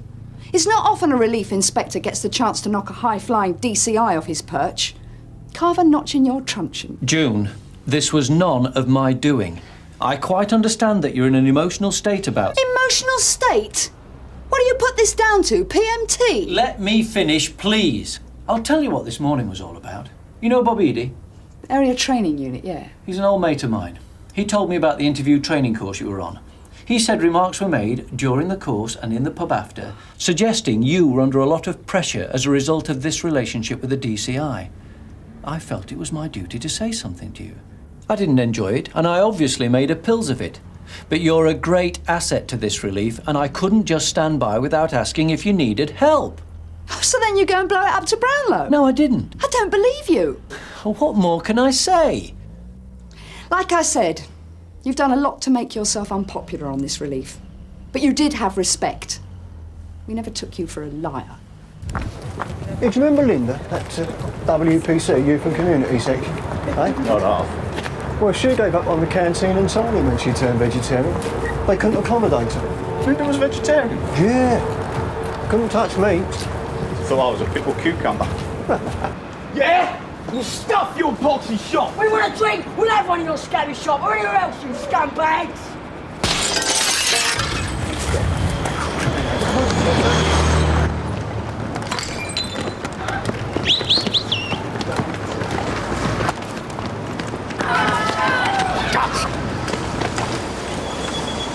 Sierra Oscar 595 receiving. Keep still!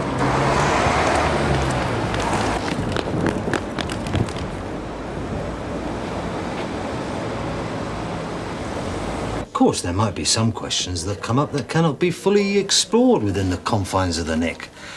I mean, I won't begrudge spending a bit of extra time, informally, so to speak, perhaps over a drink.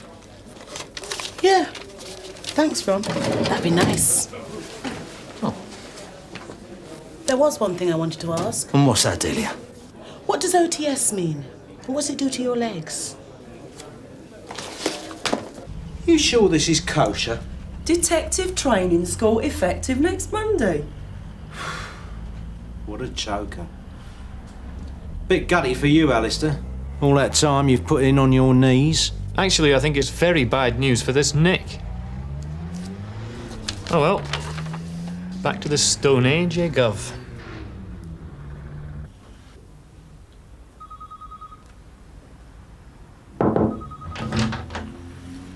Derek, We should have a chat, Gordon. you know what's happened? Middle of the yarder. Makes sense, yeah?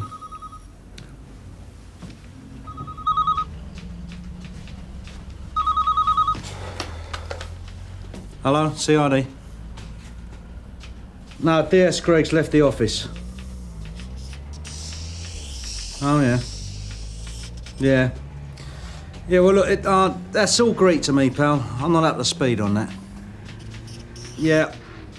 Yeah, all right. Well, I'll tell him when he gets back. All right? Cheers.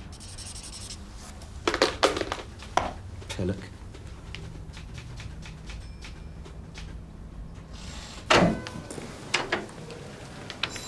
Oh, I'll take this now.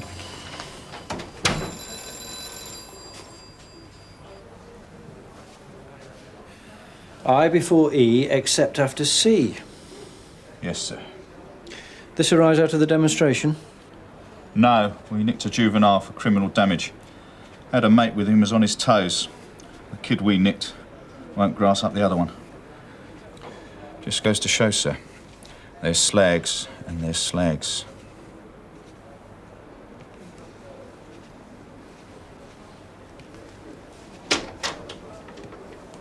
Look, everybody at Sun Hill knew you were going over the side with Ackland.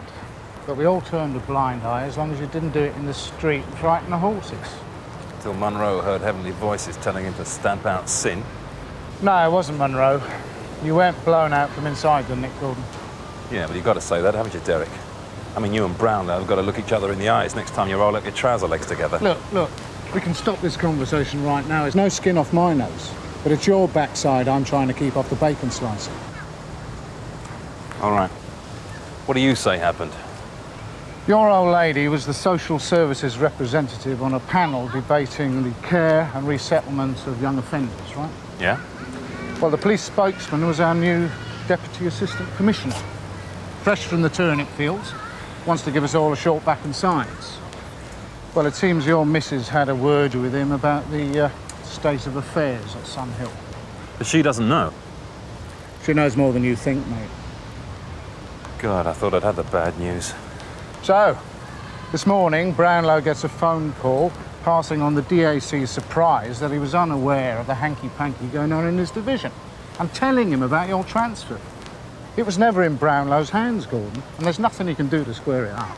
Why didn't Brownlow tell me this? He didn't give him much chance, by all accounts. And besides that, I don't suppose he wants the world to know he's been getting grief from above. Here, Ron. How'd you get on then? How do you mean? Delia. You asked her out yet? Don't be daft. Go on, mate. Get stuck in. I reckon you're on a racing certainty now. I was just joking, Quillen. Just having a bit of harmless fun.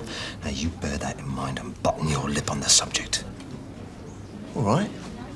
Sorry I spoke. Yeah, well... foolish talk can cause a lot of grief in this job. So, even if I point out that the affair's over... Too late, mate. The damage has been done. Look, it got out into the open.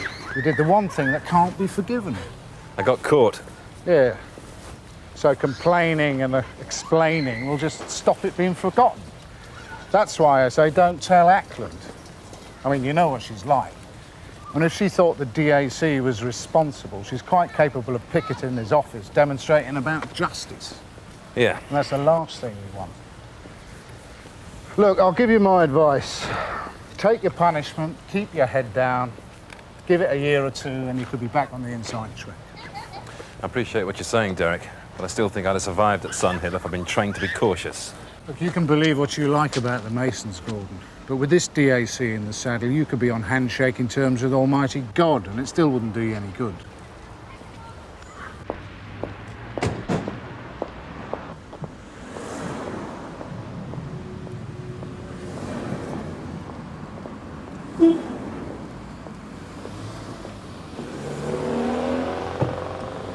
I'll give you a lift.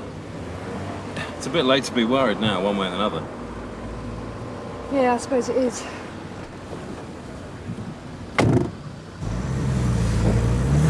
Have you been back to Brownlow? Yes. Derek Conway smoothed the path with his inimitable skill at human relations. Did you tell him it was all over between us?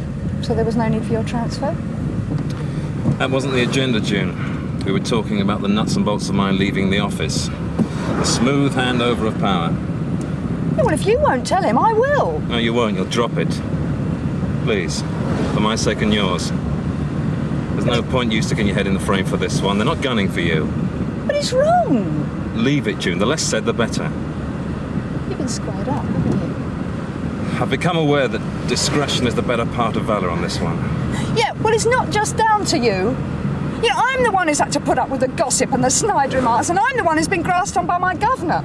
I've got a say in this. The Monroe business, apparently he had nothing to do with it. Oh, like hell.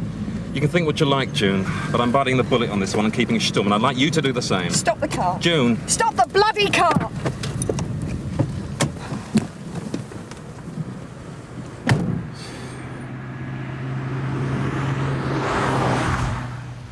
Messy business, Derek. I think we managed to contain the damage. Yeah.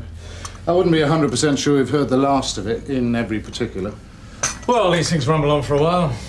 Eventually the troops settle down and see sense. There is one unfortunate side effect I should mention. There's a feeling in some quarters that to get on in a senior position at Sunhill, you've got to be on the square. Well, you and I can deny that wholeheartedly. Yeah, well, we would say that, wouldn't we? I mean, that's what might be said by a critical outsider. Our new D.C.I. will put an end to all that nonsense. Not a Mason. Not a man. Kim Reed from the fraud squad. Very able officer. Yeah. Well, at least having a woman in the post means we won't have to go through today's unpleasantness again. Unless we're really out of luck. Well, I don't care whether it's the responsibility of the environmental health officer or the cleansing department. I want action. Yes, I'll hold the line. Hello? Well, as I keep explaining to your colleagues, I am about to set off for work. I have 3 cubic yards of horse manure in my driveway and I want it shifted.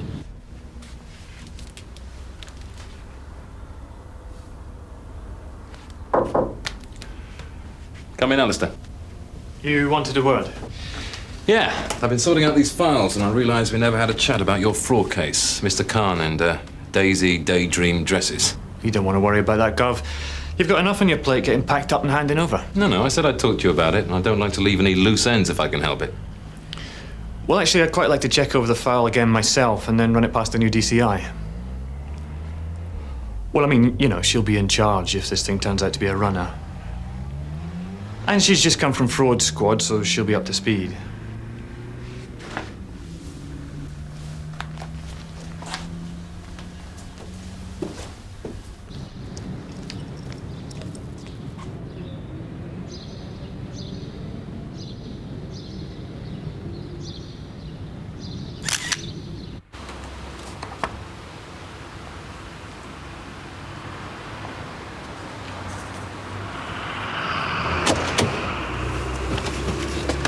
So what's your mystery man got to say about these suits?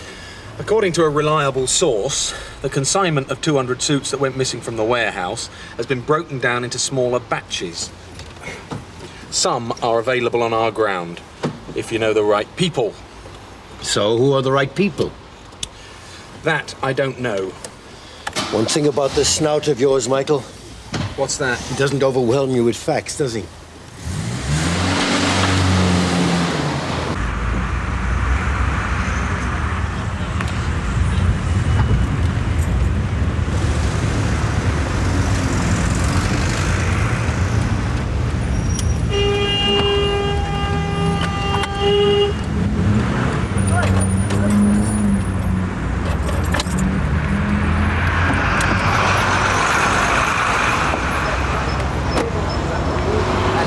Taking most of my driver's checks and most of my cash. Oh, now the police. The police are doing everything they can, sir. But I must pay the balance due on my air ticket within the hour to ensure my place on the flight. I don't know what to advise here. Sir, if I could leave with you these most personal, vital papers and security, I'll get the very Use your phone, please, love. Yeah. Cheers. Oh, and a round of bacon, lettuce and tomato on brown to go. What are Ray Relief up to, Derry? Late turn, they'll be in this afternoon, sir. Yes, I know that. I mean, what are they up to? There's something going on, isn't there? I don't want it getting out of hand. Andy Monroe hasn't said anything to me. Well, he wouldn't, would he? Not if there weren't email. Well, if there is anything of that nature, I'm sure he'd prefer to deal with it in his own way. That's usually the best solution. Yes, up to a point. I don't want any damn nonsense. No. Haven't seen the new D.C.I. yet, is she here? No, she'll be in later on. She was called to a meeting at area this morning. With the Deputy Assistant Commissioner? Yes. Is that going to happen a lot, then? Meetings between her and the DAC? Well, she's very well thought of at senior level. She's an asset to the division. Or the DAC's asset in our division? Having secured my air ticket, I will then go to the High Commission, who will advance me the necessary funds to repay your good self. Until then, you have in your possession all of my essential documentation. Well, I would like to help. Excuse me, I'm Detective Chief Inspector Reed, Sun Hill. I'd like you to answer a few questions. You're under arrest. You do not have to say anything unless you wish to do so, but what you do say may be given in evidence. You're nicked, mate. Yeah. Hello, Frank. Ready for the off, then? Yeah, just about. Well, I just wanted to wish you all the best. 1-to-1, on a personal level. Thank you. That's appreciated. I don't mind telling you, I've learnt a few things since you've been here. Yeah, me too. No, seriously. You've sharpened up my game. Sounds like I've got a lot to answer for. Come in. Sorry to interrupt. Just thought you might like to know the new D.C.I's on her way in. So, what are we all supposed to do? Get down on our hands and knees? No, Gov. The thing is, she's bringing in a prisoner. She's nicked this bloke in the street.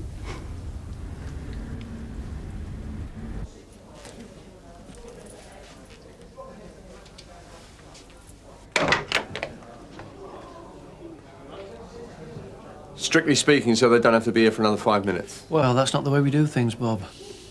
No, sir. They ought to be here. If they want to work to rule, they'll find I know the book a damn sight better than they do.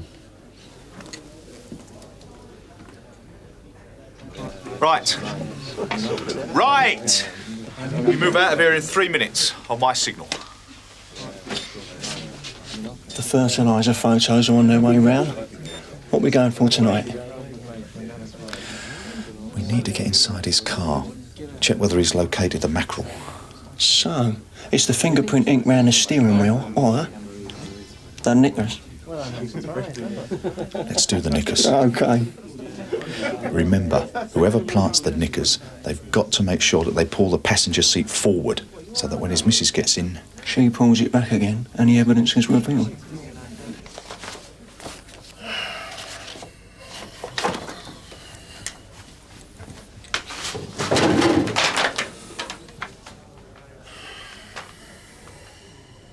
Look, this is stupid. If I'd have wanted to put on a uniform and mess people about, I'd have got a job on the railways. We're doing this on your account, June. Well, I didn't ask you to. I can fight my own battles. No, no one can do that. I mean, the only way we're going to tell Monroe what we think of him is by closing ranks.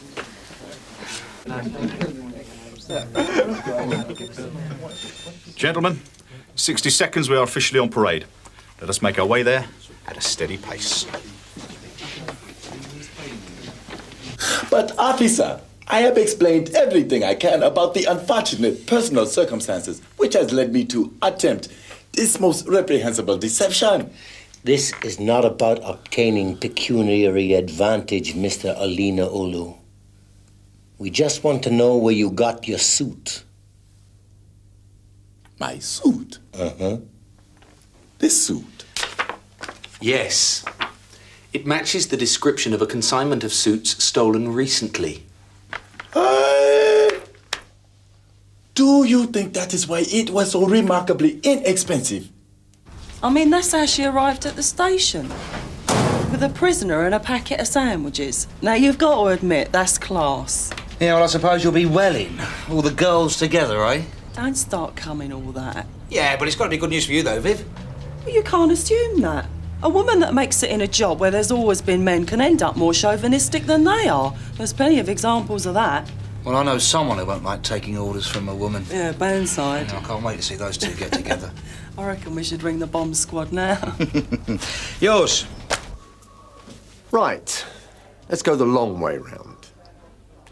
If members of this relief are winding up their inspector, could you rack your brains for a possible reason why? Yeah, well, there could be a whole range of regrettable supervisory attitudes at issue. Such as? There's things you don't do, right? If someone's going over the side, then maybe it's just their business, or maybe they need a right rollicking. But you don't grass them up for it. That's well out of order. Right. Well, whatever anybody's grievances are, I want it known that this little campaign has made its point and it's over. Anybody monkeying with an officer's private property is in the frame for a criminal damage charge. And you don't need reminding what that means. Out of the force on your ear-roll. Spread the word. Yeah, but why me? Because you have the sartorial advantage over Ted and myself, Tosh.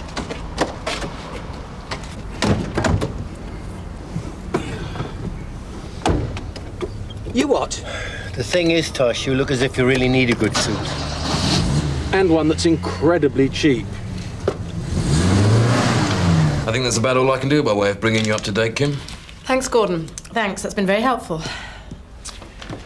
I wish I could give you a map of the Sun Hill minefields, but I never had one myself. Goodbye, Kim. Goodbye, Gordon. The very best of luck.